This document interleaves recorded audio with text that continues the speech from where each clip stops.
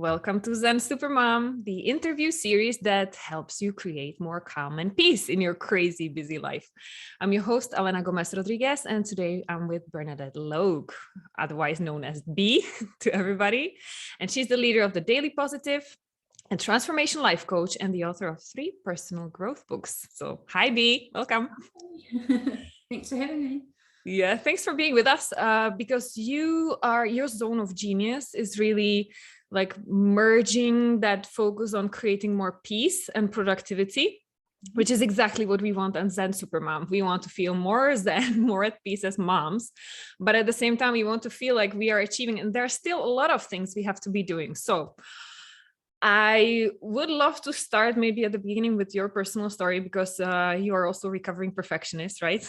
Mm-hmm. So if you could tell us a little bit about your own path from like killing yourself over being good enough and great, and then discovering your inner peace. How did it go for you? Let me find the simplest way to put that. So type A personality, perfectionist, a little tendency towards OCD, high anxiety, highly driven. And I would typically only do things I knew I would be really good at. And in my corporate career, I had some balance, but when I was working, I would work to the bone. So I would go, like, the joke was I wore all the keys on my keyboard out. I went through like 5 keyboards in a year. Like there were jokes about it. So I was like, oh, this is really funny. And like, people praise you. A lot of people praise you for doing a lot, for doing too much. You wear the badge of honor and all that stuff. But so I was highly productive, but I was highly strung out.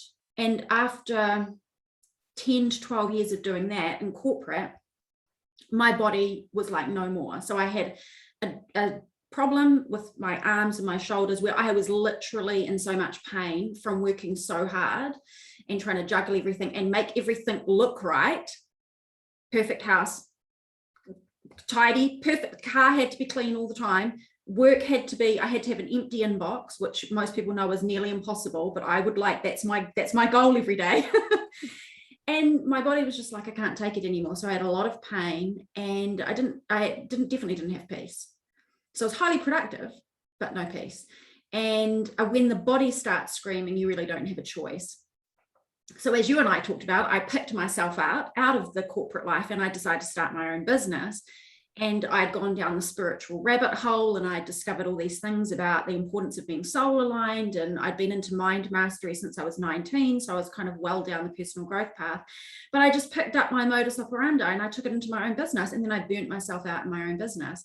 And so the lesson in this is that you can change as much as you want on the outside. You can change your structure of your day, where you work, the hours you work, forget about it, because that's all well and good, but you keep showing up as the same you with the same internal drivers that tell you, I must do it this way and this many things, and I must get this kind of recognition, and I must have these things ticked off, otherwise things will not be okay. Thus you will maybe have some productivity, but you won't have peace. The kicker is you won't actually have the productivity that you're capable of, because you cannot churn out productivity from a state of stress like you could if you churn out productivity from a place of center balance and clarity, which is where like real soul power comes from. Comes from. And that's when you really hit your straps and whatever you're doing.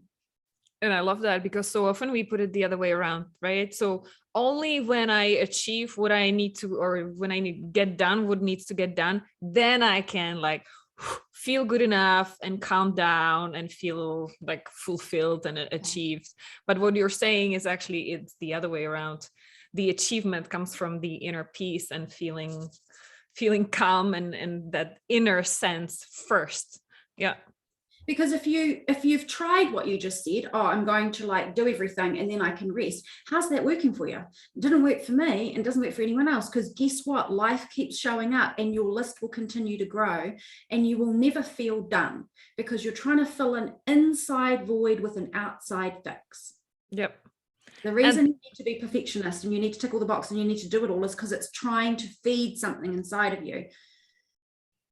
Yes. And this is what this is what I'm actually telling my clients, and they don't want to hear it at first, but then they realize it's true. The only way to find your calm, your inner calm, and really feel truly happy inside out is to heal those beliefs like I'm not good enough, I'm not worthy of love, because that's what drives the perfectionist, the high achiever. That's what keeps pushing us. Yeah. And also for some people, it's actually fear and anxiety, like it was for me, that I need to have everything under control. And I mean, I need to have it locked down. Like I need to have this whole show, life, family, money, job, the whole situation just has to be right and perfect, because if it doesn't, then I don't have control, and I don't feel at peace if I don't have control. So mine was like, I need to get that under control and then I can have peace. But life will always serve you challenges, and things will always be unexpected, and things will always be a little bit messy, because that is life and it ain't going to stop. So then you'll never have peace. Yeah, exactly. And especially we have lots of moms listening to us right now. And that's one lesson I learned as a mom. Like, there's no way you can have things under control with little babies, toddlers, preschoolers. Forget that. And that's what really pushes us to the edge, I guess. At least it did me. Because before I knew I was overworked perfectionist, but still I felt like I can keep at least some things under control. Becoming a mom, no, forget it. Hands in the air, hair on fire. Help me, because this is really crazy. Yeah. And I think the important thing to say at the beginning before we talk about some strategies is that I don't like when people say, like, the black and white thinking, well, you can have this or you can have that. Like, well, you can be zen and peaceful or you can be productive. No, you can actually be productive and be peaceful. Oh, so I have to give up some of the things. No, you don't have to give up some of the things. You can do all the things if you want to do all the things, but it's not what you're doing. And it's even not necessarily how much you're doing, it's how you're doing it. So what's the secret? Yeah, tell us more about that. How you can have productivity and peace at the same time. Okay. Well, the first thing is I would suggest is asking yourself what's driving you. Because you need to understand yourself in order to be able to reorient your reality around how you're trying to get things done and what you're trying to get done. It is true that you need to be very laser-like with your priorities. You have to get really, really, really, really, really good at saying no to the majority of stuff and the good things in order to have space to do the great things. So that's easier said than done. Usually I can already hear those moms, and me a few years back, I would be like, well, this is beautiful on a paper, I get it, but how do I do it as a busy mom? So if I have kids, then even more than one, and that's my like full-time job as being a mom, that's already big enough. But at the same time, I have to take care of the house. I have to like be a driver for everybody. If moms have a job or a business on the side, then it's even more on their plate. So how do you, and you cannot drop any of those. So just playing a little daredevil here, because those are the excuses that I get the most often. So yeah, no, I love it. Perfect. So I'm gonna pose a series of questions. This is not for entertainment. This is for doing the work. So everyone has a pen and paper, and then they'll pause and they'll answer the questions for themselves. I'm going to ask some questions so that you can get clear on what's driving you, because it'll be a little bit different for each person. So the first question is, why do I try to do it all? Now this doesn't mean why do I try to feed my children, which is like, and drive my children to school. That's a necessity. But I'm talking about the bigger picture of perfectionism and pushing yourself too hard and trying to do everything and trying to be a superhero or a super person. Why do I try and do it all? And there is an answer to that. And it will be different for each person. You'll be like, because, and you'll have like a really strong answer to that. Stressed out people will immediately go, because if I don't, everything's gonna fall apart. Because if I don't, I'm gonna lose my job. Because if I don't, whatever it is, the other mothers will judge me, or whatever's going to come up in that moment. The second question is a slightly different version of it. Why do I push myself so hard? And to that, I usually get the answer is because I don't want to feel lazy, because I want to feel like I'm doing, yeah. Mm-hmm. Are you absolutely freaking joking me? If you have children, there is zero chance, zero zippo nada chance that you are going to be lazy. Like, that is, here is your humanity and here is your expectation of yourself. Like, that to be lazy means that, like, I have what, like I don't do the million things. the orientation of your reality of what you think lazy as a criteria means, as a definition, as a dictionary definition, if that is off or skewed, like what you think is successful, what you think is productive, what you think is lazy, what you think is, if that's slightly skewed because of your belief set, then what happens is your entire reality will orient around that, and your brain, your subconscious, is driven to keep you safe. And so if you believe that doing something or living in a certain way is not good and not acceptable and not safe, and you can't be like that, then your brain and your body will do everything possible to drive you in the opposite direction of that. Which is why, like, people say, why am I doing this thing that I know isn't even right for me? And it's like, your brain and body are not bad. It's just you default into things that are going to keep you safe and good and accepted and belonging. But if your definition of what that is skewed, you'll have a really challenging path. Third question is this: why do I not have more calm and peace? Now, these may sound like the same kinds of questions, but they unpick your reality. And if I read the reality of the responses that came up, people would be like, yeah, so what? It's like, okay, let me show you the accurate definition of these things. Why do I try to do it all? Why do I push so hard? Why do I not have more calm and peace? And here is a confronting question to ask. I love confronting questions. How am I creating my own stress? How am I creating my own overwhelm? How am I creating my own exhaustion? AKA, how am I complicit in my basically holding myself back in my productivity and in the suffering that I have of no peace, right? That's a horrid question to ask, but that's where you have to go to get the answer, right? And the last one is super good, is who is asking me to do it all? And who is expecting me to do it all? Or who is asking me to be perfect? Who is expecting me to be perfect? The answer could very well be just me, which is definitely one of the answers, but it could also be my mother, my mother-in-law, the other mothers, the teachers at the school, social media, whatever, right? So that gets you to start to look at the root of what's driving you. And like I said before, it's not what you're doing, it's how you're going about doing it. And I'll tell you what I mean by that is that if you watch a stressed out person, they're holding their tension in their body. They've usually got their shoulders up. They've usually got an actual look on their face. You can see the tension in their body. And it's about training ourselves. Oh, so I'm tuning up for the same number of hours a day. So I'm going to do the same tasks. I'm either going to do them in a state of tension, or I'm going to do it in a state of calm. So can you imagine that you did the same 12 hours of activities nonstop, if that's what you choose to do? One of them, you do it with tension and it's like constantly holding on. And one, you're using techniques like breathing techniques and mantra techniques and self-talk and reminders and mindful moments to calm yourself. The difference is massive.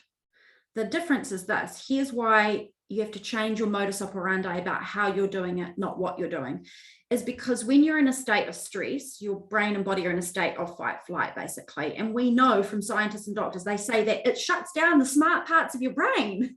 Like, you are not as intuitive, you are not as capable of making good decisions, all of these incredible facts about what goes on inside of us.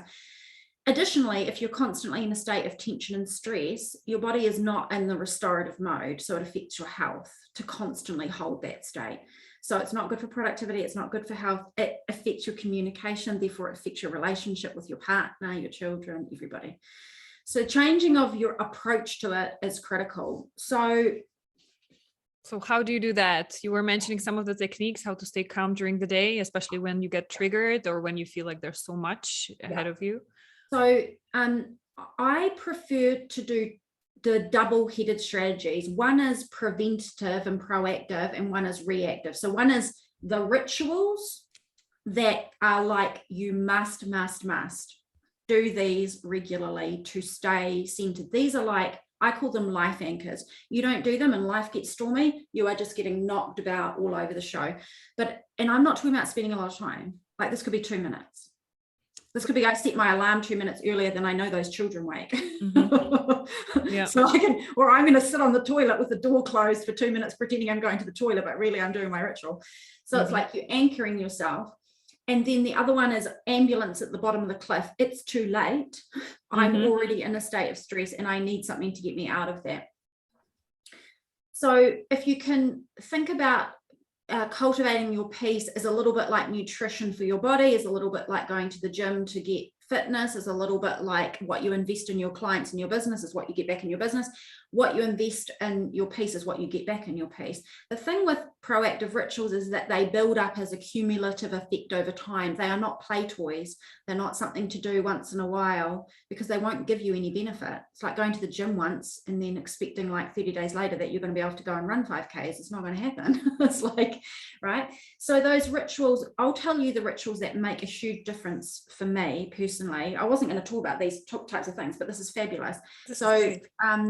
Because it's practical. So the things that have been a game changer for me, number one, emotional freedom techniques, also known as tapping. You know, I mentioned to you, if you're doing a summit like this, I hope maybe someone's going to talk about tapping because it saved my life. Like it is super powerful. It addresses the stress response inside your brain and body, and it puts you into relaxation response. It rewires your mind while you're doing it. The healing effects are incredible. You can use it for fear, stress, anxiety, perfectionism, limiting beliefs, difficult events, everything and anything you can imagine. Super, super powerful. And that can take 2 minutes. And that is a beautiful thing in the morning to start your day, just to release any emotions that you might be carrying, or ambulance at the bottom of a cliff. I'm super stressed out. Take a moment, stop and do some tapping. Tapping is the nickname. The second technique that has been super powerful for me, and I would say as effective for me as tapping, is diaphragmatic breathing. Diaphragmatic breathing. So this is because it sends a calming signal to the brain and body. And it has been incredibly powerful for me around fear reduction, stress reduction, and anxiety reduction. And that is something I do every single morning. And if I don't do it, I don't feel right. And people that are listening will have probably seen a lot of breathing technique information in the last 5-10 years, right? It's because it's super, super important and it's powerful. It's healing for your body. And it really does create more of a connection with your inner self. Because if you close your eyes while you're doing even 60 seconds of breathing, even 20 seconds of breathing, basically you're meditating, you're breathing, you're calming your body, you're having some me time. It's like you just, right, knocked off 4 things on your to-do list. Tapping. The other one is, as a ritual, is mind mastery. Okay, so we've got tapping, breathing, mind mastery. When I say mind mastery, I mean the words that you say to yourself become your reality. Most of us know that. A really, really big one is, I can't cope. I can't do this. I'm doing this wrong. It's too much. I'm overwhelmed. Now, if you say all of those things, those are valid realities that you're experiencing. Very important to say that. They're valid realities you're experiencing. Your feelings about those things are valid. However, if you repetitively say to yourself, I can't cope, it's too much, I never have enough time, I'm not going to get through all of this, whatever it is, I want to climb under the duvets and never get out again. If you keep saying that to yourself, your brain and your cells and your everything is listening to you. And so what it does is it just puts you on more hyper alert status, and it just further ingrains the belief, I can't cope, I'm overwhelmed, whatever it is. It's a perpetuating cycle. So the self-talk is not Pollyanna positive, I'm going to paint some glossy rainbows unicorn thing on top of this, excuse my language, shit show that I'm experiencing right now with nappies and the phone's ringing and I haven't done the 5 things I have to do for my business or whatever it is. It's to say, I can do this. I'm still standing. I'm more resilient than I realize. Mothers all over the world are with me in this moment. I'm going, right? So you're having a conversation with yourself that is real because you can cope and you are still standing. It makes you feel supported. Your number one job is to support yourself. I love that. Yes. Right.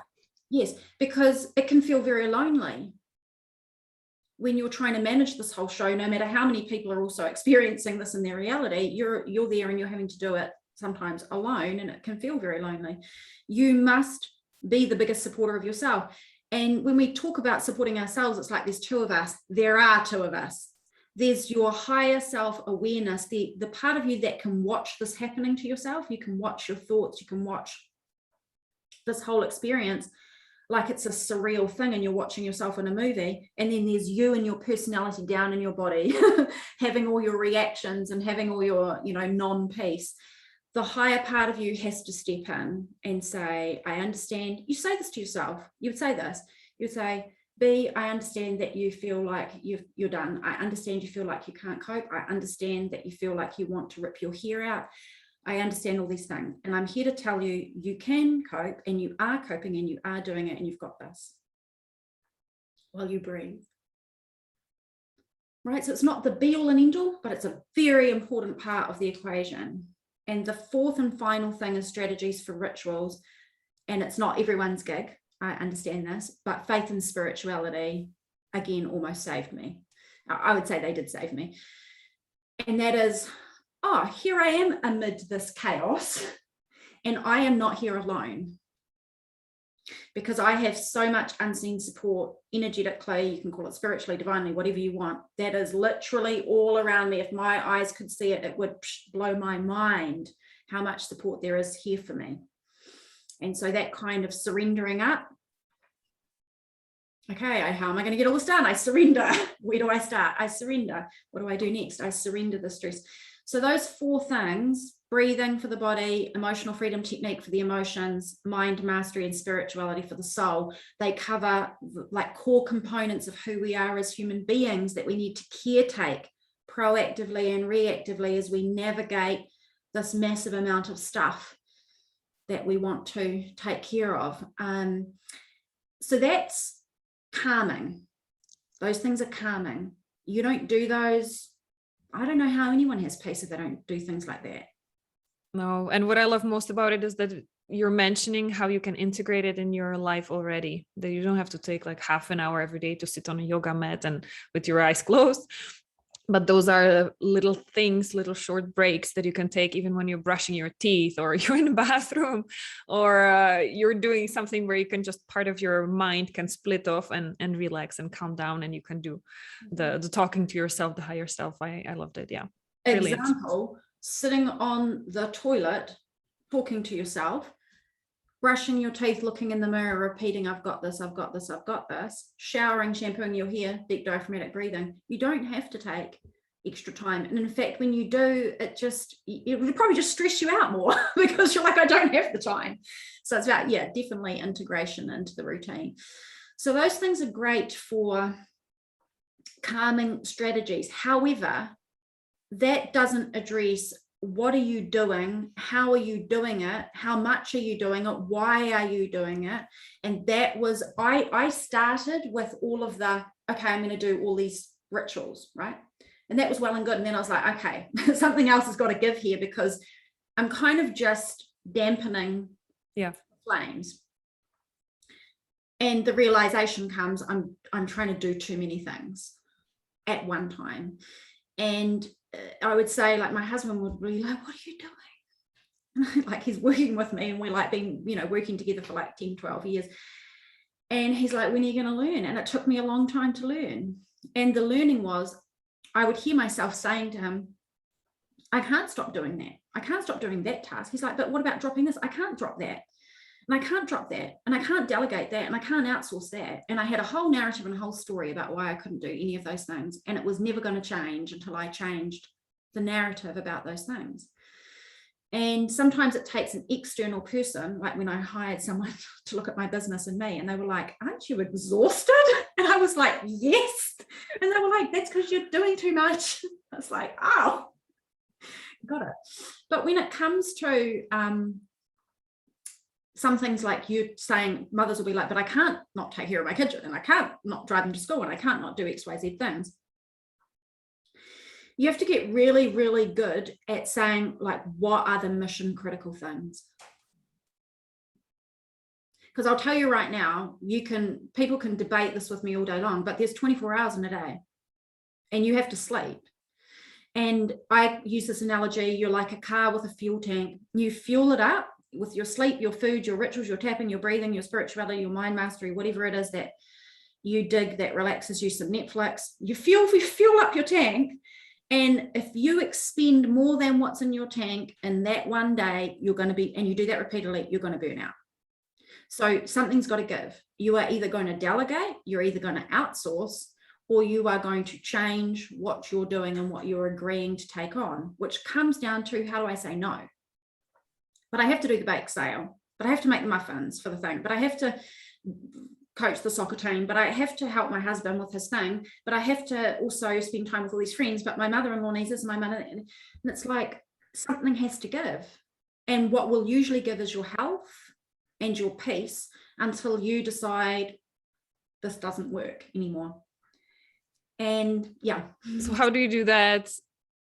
How do you get over those feelings of guilt? Because there are lots of us also who walk around being people pleasers because we really want to help everybody. We know we should be taking care of ourselves, but it's more important to take care of others.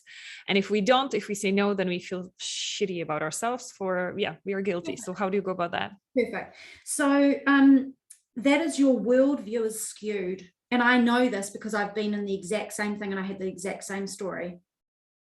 And I would feel guilty. I mean, I have people emailing me from all over the world, from people saying they're suicidal to people, I don't have enough money, but I need help, from people who are telling me in 3 pages their problems. And then I've got my coaching, my business, and my own life. And I tried to do everything for everybody, and it became so difficult.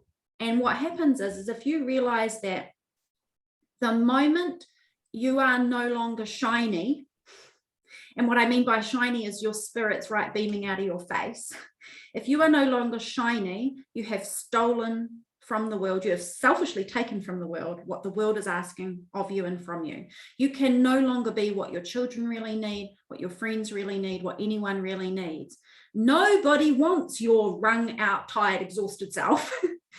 But the thing is no one's coming to save you and give you permission to not operate that way. It's like so cold and harsh. I say to my clients, I'm going to preface what I'm about to tell you with I love you, because somebody's got to tell you that you have to go, okay, well, how long do you want to keep running this pattern before you're in a hospital bed?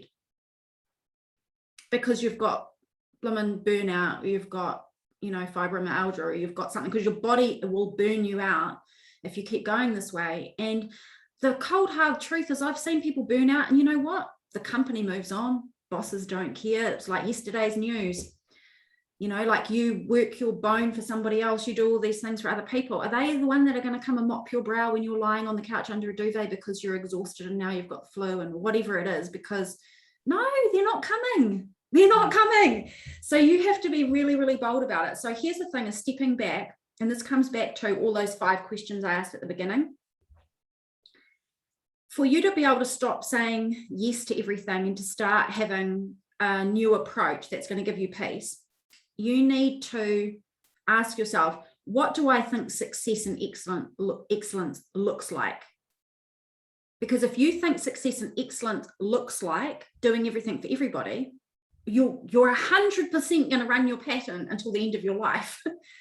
But if you instead say success looks like me having freedom, me having extra time for myself, me feeling shiny, me giving my time to only the most mission critical things, then you will be driven to want to do that, to want to say no to things, to want to make those choices. Here are some tips, some prompts for you to get to what success looks like for your spirit, for your soul, for what the part of you that's really, really important. Shall I go ahead and ask those questions? Yeah, go ahead, please. Okay. What would you really do if no one else knew? If no one else knew anything? If no one else could, like, you're basically in Trumansville living in your own little bubble. You're like, nobody's watching, nobody knows, nobody sees your life, nobody's going to know anything about your life. Now, what would you do? If no one else knew and no one else could see. Next one, if no one else cared, like you could say no to anything and everything and no one would flinch. They're all like robots. They don't even respond to you. It's like you're walking around in a video game and you're just like, no, I'm not doing that. And you could just only do the things that you were like, I can just do whatever I want. Then what would it be if no one else cared? And the next one is, if you knew you were absolutely good enough and you didn't have to do a single thing in the world, like everyone was like, you're amazing, you're good enough, and you felt amazing, you felt good enough, and you didn't need praise or validation from anybody at all, and you had enough money and you had enough everything, then what would you do? And then lastly, just what would your ultimate success feel like to you? This is deathbed regret stuff. On your deathbed, what are you going to care about? Okay, because that stuff is what should be driving you now. And anyone who's uber successful will tell you they got clear on all of those things, and those things drive all of their decision making. And it probably wasn't until about 3 years ago that I was like, I am only doing things that resonate deeply with me, and I'm only doing them with people that resonate deeply with me, and I'm a no for everything else, and I will not feel bad about it ever. And it's liberating. It's super, super liberating.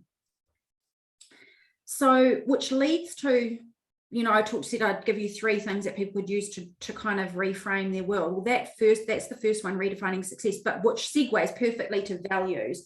If you don't know what your values are, then you will typically live in this outer pleasing world.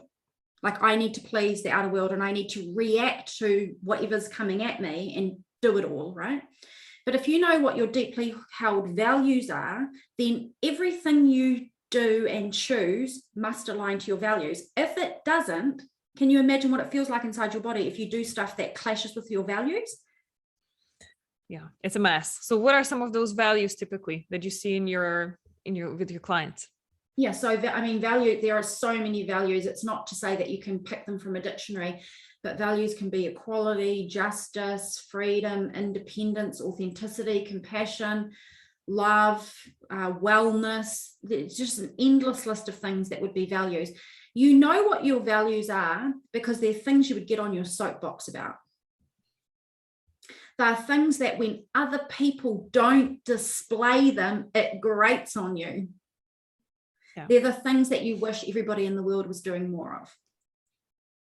Those are the things that are your values. They're really easy ways to identify them. There's no rules. You just write down what you think your values are. And then everything you choose and do needs to align to those values. For example, if you've got a value around wellness and you're like not getting any sleep, right? It's a contradiction to your core being, which is like part of your spirit, because you don't really choose your values. Your values are sort of core to who you are. So that was second about values. And then third, you had one more? The third one is priorities. So you go, what does success look like to me? What are my values that are going to drive me around how I want to operate towards that? And the third one, when you drop down out of that, is what are my priorities? Okay, so I've got my values, but how do I implement that tactically, right? So what am I going to actually do? It's like big picture, value driver, priorities. And so with priorities, like I said earlier, you have to get really strategically smart about what you say yes to. So here is a really interesting thing you can do. You can practice it for a day, right? This is what I suggest to people. I gave this to a client a couple of weeks ago. She goes, oh my God, it's liberating. The game is this. I am a default no to everything, unless it's a very clear yes from my soul. It's really, really challenging. Because it's like someone wants to talk to you on the phone, somebody wants you to go and do a task for them, someone asks you to help them with something, whatever it is, like you're a default no, unless you're a very conscious yes. So rather than defaulting to yes, and then afterwards being like, oh, I should have been a no. I can already see the objections that, yeah, but that makes me feel selfish. Yeah, which is interesting. So tell me, let me challenge you on that. So tell me, why are you selfish for taking care of yourself? Yeah, because it's putting yourself first, which you're not supposed to do. That's coming back from the people pleaser. Oh, yeah, and that's your worldview. I am not supposed to put myself first. So if you take that belief program, which we often pick up from grandparents, parents, religion, faith institutions, schooling, whatever it is, and bless where we got it from, because it's just meant to be, I'm being a good person. Now, if you tell me if that belief serves you, great, keep it. If that belief harms you, now there are times when you absolutely must put other people first. There are absolutely times for it, and it's the right thing to do, but it is not 24/7. It is not 24/7. And here's how I know that. If you harm yourself, you're harming humanity. If you harm yourself, you're harming your spirit. If you harm yourself, you are not designed to harm yourself. It goes against every grain of your beingness. Would you harm another person? No, yeah, it goes against nature itself. Yeah, you're harming a life. Yeah. Yes. So here's the thing, it's not black and white. You don't have to always put yourself first. We're not asking you to go, I don't care that my children are screaming at me and need to be fed. I don't care that my boss wants me to do this task, and I don't care what my parents think. You're never going to do that. People that would show up on a summit like this are zero chance going to do that. You're not going to become this selfish, horrible person. All we're asking is, will I grant myself a pause before I say yes to every single thing? And will I listen to my spirit, which will tell me when I'm a no? And will I trust that? Your body is very, very clever. If you just put your hand on your stomach and hand on your heart and you say, should I do this thing? Blah, blah, blah, blah, blah. Your body will tell you yes or no very quickly. Excellent. Thank you. B, I'm just looking at time. We will have to start wrapping it up. I'm sure we could continue for another hour at least, and there's so much more wisdom that you could share. But just let's drive it towards your free gift, because you have a gift for our audience. Tell us about it a little bit, please. So one of the topics that I focused on a couple of years ago was inner peace, and I did a lot of work on that and developed an in-depth program around it. And I have a video series around peace and pain and what drives our peace and our pain. And when I mean pain, I mean mental and emotional strain and suffering. So there's a free video series where people can go in and understand the importance of peace and how to cultivate it. There's a 12-step process you can use to help you have peace when you get triggered. PDF guide and other things there that will help you. So I'm pleased to share that. Brilliant. Thank you for that. And where can moms find more about you if they want to hear more? They can come and visit me at www.thedailypositive.com. Excellent. Well, thank you very much. It's been a pleasure having you on the summit. Thanks for having me. Wishing you all the best. Bye. Bye.